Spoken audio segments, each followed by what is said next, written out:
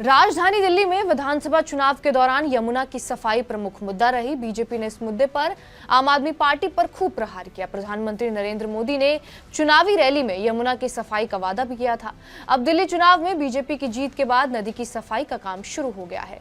दिल्ली के उपराज्यपाल वीके सक्सेना ने शनिवार को मुख्य सचिव और अतिरिक्त मुख्य सचिव सिंचाई और बाढ़ नियंत्रण से मुलाकात की और उन्होंने तुरंत काम शुरू करने को कहा है। यमुना नदी की सफाई से जुड़े वीडियो जारी करते हुए राज्यपाल कार्यालय ने बताया कि यमुना नदी की सफाई का काम शुरू हो चुका है। कचरा उठाने, खरपतवार निकालने और बाकी गंदगी को हटाने के लिए स्कीमर और वीड हार्वेस्टर जैसी मशीनों के जरिए यमुना की सफाई की जा रही है।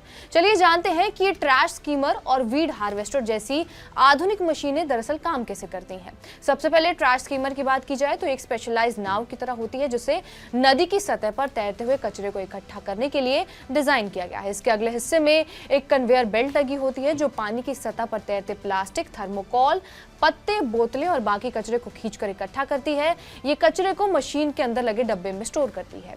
इस ट्रैश स्कीमर में एक फिल्टरिंग सिस्टम होता है जो कचरे और पानी को अलग करता है। पानी वापस नदी में चला जाता है और कचरा डिब्बे में इकट्ठा होता रहता है। जब डिब्बा भर जाता है तो मशीन इसे किनारे पर लाकर डंपिंग साइट पर खाली करती है। इसके बाद कचरे को रिसाइकलिंग या फिर उपयुक्त निपटान के लिए भेजा जाता है। वीड हार्वेस्टर मशीनें जलकुंभी और दूसरे खरपतवार को हटाने के लिए इस्तेमाल की जाती है। जलकुंभी नदी के जल प्रवाह को रोकती है और पानी की गुणवत्ता को खराब करती है। वीड हार्वेस्टर में एक कटिंग ब्लेड और कन्वेयर बेल्ट होती है जो जलकुंभी को जड़ से काटकर उसे कन्वेयर बेल्ट पर खींचती है। ये कटी हुई जलकुंभी को मशीन के भंडारण डिब्बे में इकट्ठा करती है। जलकुंभी को हटाने से पानी में ऑक्सीजन का लेवल बढ़ता जाता है जिससे जलीय जीवों को स्वस्थ वातावरण मिलता है। ये नदी के जल प्रवाह को भी सामान्य बना देती है। डब्बा भर जाने के बाद मशीन इसे किनारे पर लाकर डंपिंग साइट पर खाली करती है। इन जलकुंभियों को फिर खाद या फिर बायोफ्यूल बनाने के लिए रिसाइकल किया जा सकता है। ट्रैश स्कीमर और वीड हार्वेस्टर नदी की सतह और अंदर के कचरे को तेजी से हटाते हैं जिससे ह्यूमन रिसोर्सेज की आवश्यकता कम होती है।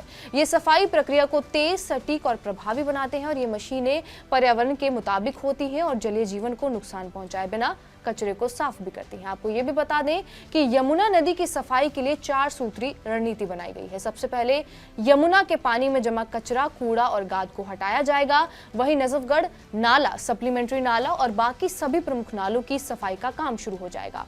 तीसरी रणनीति में मौजूदा सीवेज ट्रीटमेंट प्लांट्स की क्षमता और उत्पादन पर रोजाना निगरानी रखी जाएगी और चौथी के तहत नई एसटीपी और डीएसटीपी के निर्माण के लिए एक समयबद्ध योजना तैयार की गई है ताकि लगभग 400 एमजीडी गंदे पानी की वास्तविक कमी को पूरा किया जा सके।